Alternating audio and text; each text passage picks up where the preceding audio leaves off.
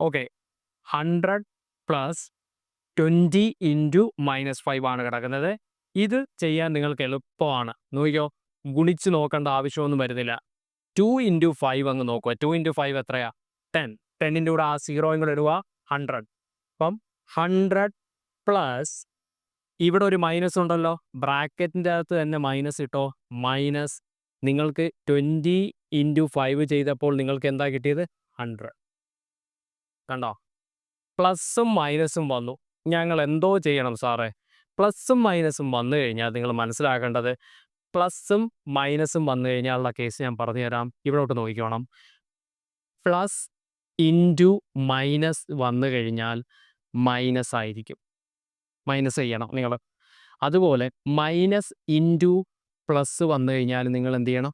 Minus ചെയ്യണം. Minus ചെയ്യണം. Then എന്നിട്ട് വലിയ സംഖ്യയുടെ വാല്യൂ ഏതാണോ അതിനനുസരിച്ച് നിങ്ങൾ വലിയ സംഖ്യയുടെ വാല്യൂ ഇട്ട് കൊടുക്കുക. ദെൻ അതുപോലെ തന്നെ നമുക്ക് പ്ലസ് ഇൻറ്റു പ്ലസ് എന്തോ കിട്ടും? പ്ലസ്. മൈനസ് ഇൻറ്റു മൈനസ് നിങ്ങൾക്ക് എന്ത് കിട്ടും? പ്ലസ്.